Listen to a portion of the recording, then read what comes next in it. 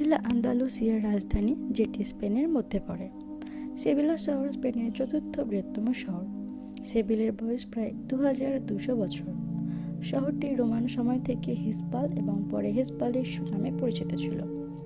Civil তার সুন্দর স্থাপত্য, স্মৃতিস্তম্ভ, ফ্ল্যামেনকো, ঐতিহাসিক গির্জা, প্রাসাদগুলির জন্য বিখ্যাত, যেগুলি সেভিলের প্রসিদ্ধ ইতিহাসের বর্ণনা দেয়। সেভিলের বিখ্যাত গির্জা সেভিল ক্যাথেড্রাল। আমাদের আজকের ভিডিও এই ক্যাথেড্রাল সম্পর্কে।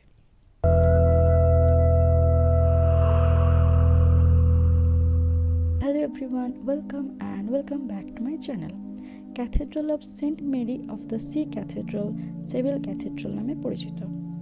এটি 1987 সালে ইউনেস্কো দ্বারা বিশ্ব ঐতিহ্যবাহী স্থান হিসেবে স্বীকৃতি পেয়েছে। এটি বিশ্বের বৃহত্তম গথিক গির্জা।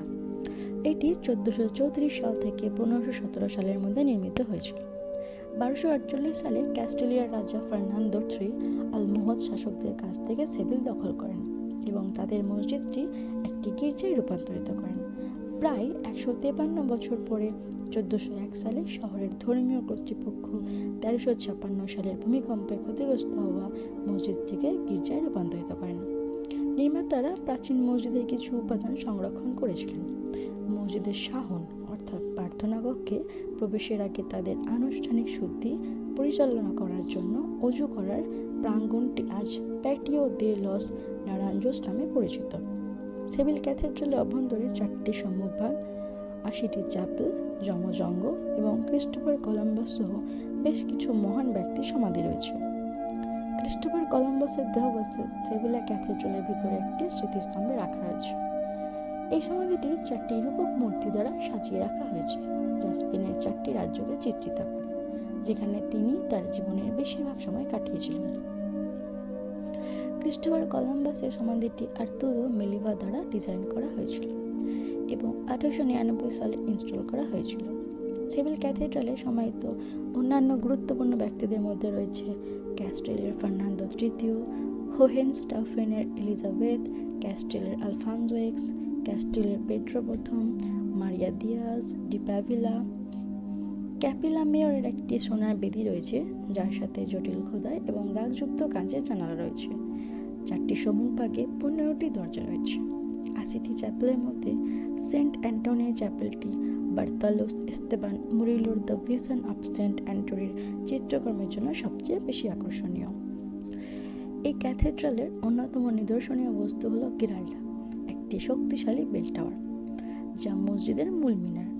গিরাল্ডা হলো মসজিদের প্রাক্তন মিনার, যা মুসলিম শাসনের অধীনে জায়গাটিতে দাঁড়িয়েছিল, এবং এটি মরক্কোর মারাকোশ কৌতুবিয়া মসজিদের মিনারের অনুরূপ তৈরি করা হয়েছিল।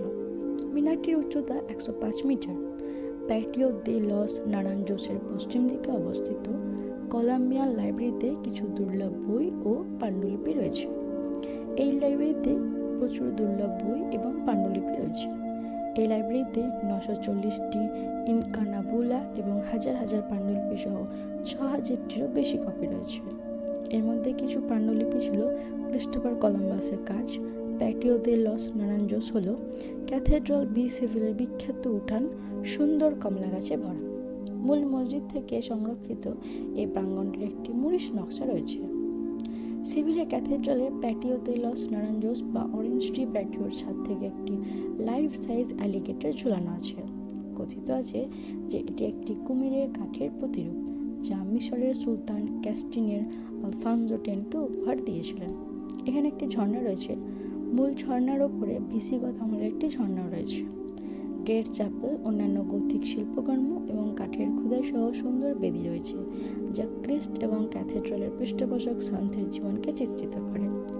রয়্যাল চ্যাপেল হল রেনেসাঁ স্থাপত্যের একটি বিস্ময়কর কাজ, যেখানে ভার্জিন অব দ্য কিংসের আইকনিক মুকুট রয়েছে, যা 22 ক্যারেট সোনা দিয়ে তৈরি। এটি 12,000 মূল্যবান পাথর দিয়ে সেট করা হয়েছে। সেভিল ক্যাথেড্রাল বছরের সমস্ত সময় খোলা থাকে। এই ছিল পৃথিবীর 4র্থ বৃহত্তম গির্জার কাহিনী। আশা করছি ভিডিওটি আপনাদের ভালো লাগবে। ভালো লাগলে অবশ্যই লাইক করে শেয়ার করুন এবং আমার চ্যানেলটি প্লিজ সাবস্ক্রাইব করুন। Thanks for watching.